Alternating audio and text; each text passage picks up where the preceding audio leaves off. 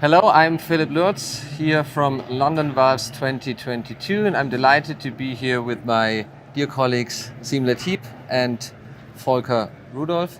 And the three of us, we will discuss together some new aspects in the field of transcatheter tricuspid valve therapies. We've seen some interesting aspects about the new device iteration of the PASCAL system, the Precision.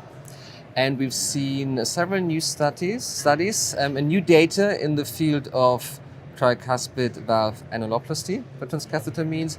We've seen some new data on TEER using the PASCAL system, and then also, obviously, replacement. But we're going to start with annuloplasty. Volker, you are one of the very few who seem to master the procedure and still do a reasonable number of annuloplasties. Can you share with us your experience? Well, thank you. I think the patients we are looking for when we do this procedure are really patients with atrial tricuspid regurgitation.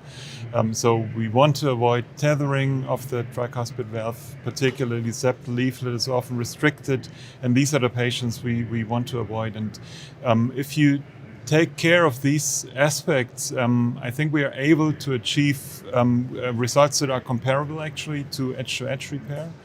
And this has also been shown, as you alluded to, in the TriBAND one-year data that were presented yesterday here in London, where we see a very robust reduction of tricuspid regurgitation in 139 patients that were included. 62 patients follow-up were available, and the reduction in TR was such that we had a percentage of 77.5% of patients exhibiting moderate or less tricuspid regurgitation. I mean, you would think that it's the most physiological way to deal with the problem, right? Because it's annular dilatation, and that's the therapy which really approaches the annulus and tries to make it smaller. On the downside, it appears to be a rather complex procedure. What are your procedure times at the moment? So, I mean, the procedure time in TriBAND was 147 minutes, which is clearly longer than what we see for edge-to-edge. If you do more procedures, I think you can come down to 120 minutes, but that's it. So it's a longer procedure. But I mean, the advantage of it is, as you mentioned, it's more physiologic. And I mean, interestingly, we see an 88% reduction in hospitalization rate in TriBAND. So I would like to think that because it's so physiological, there's also a greater benefit. But of course I can't prove that in any way. But I mean, the benefit you definitely have if you do this therapy and you get a suboptimal result, you have further options open. But that being said, this was only done, or re-intervention, the tricuspid valve was only done in one patient of the 139 patients that were included. So it's not that you need it all the time, but you have the option. I think this is definitely an advantage against edge-to-edge where, well, you have to live with what you got, I think. Yeah, that's true. I mean, you still have all the options. Yeah, something you said in one of the presentations struck me when we talked about procedural time, and you said, you go 6 anchors in like 20 minutes, and then suddenly the next one you're spending a lot of time on. And so I do think, as we have 4D ICE that's more widely available around the world, available in Europe, okay, I think that's going to make the imaging part of this much quicker, so that you won't be sitting there wondering, am I in a good place or not? So I think that's going to be important to get the procedural times down, and I'm sure there's going to be more device iterations as well. Absolutely.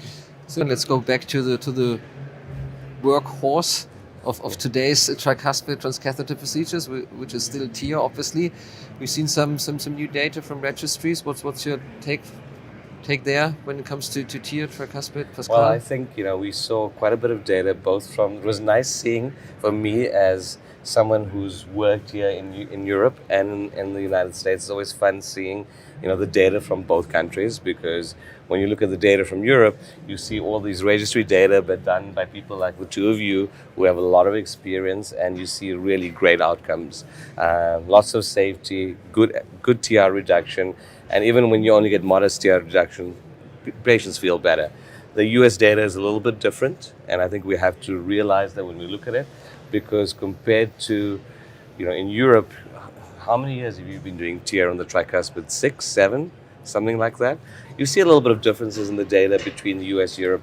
With the US still, I think there's a learning curve that we're getting over. But like you said, I think you said something really important. It's our workhorse device, right? It's safe, and it can be It can be used in so many different anatomies.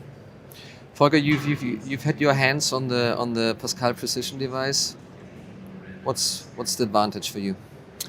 Well, I mean, it's definitely different from the device we had before, and I think the advantages you have is that it's much more controlled and predictable. You can move exactly where you want to move.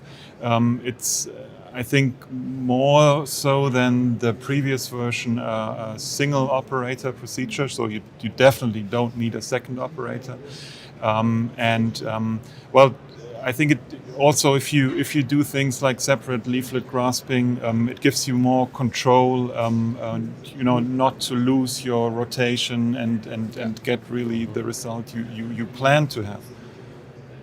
It's also interesting, I mean, we're discussing all the time about patients who might not be that good candidates for the procedure, and then you see these case reports, excellent outcome in clearly red patients where you did some pre-optimization or where you do sequential leaflet grasping, getting one in first and then swinging over to the other. So it seems that the complexity certainly increases and we do more crazy stuff, but the outcome sort of is supporting us. I think the thing not to forget is edge to edge is so forgiving. Yeah. Right? Compared to annuloplasty, compared to valves, it's a forgiving procedure. So even when you try and take on these challenging cases, if you can't grab the leaflets, if you can't be successful, you can usually just take the device out and say, I tried it and I stopped, right? Yeah. And I think particularly if you have a device like PASCAL that allows you to elongate, I'm even more comfortable now getting in the commissures, taking on more challenging cases because I'm less concerned about getting stuck. I think that's an important issue too. Absolutely. So you've heard how exciting the field of transcatheter tricuspid valve therapies is. It is evolving rapidly. We look at different approaches like annuloplasty. We have new data for TEER, and then obviously also the glimpse into the future when it comes to replacement. Much more things to learn, but the future seems to be bright. Thank you very much for listening.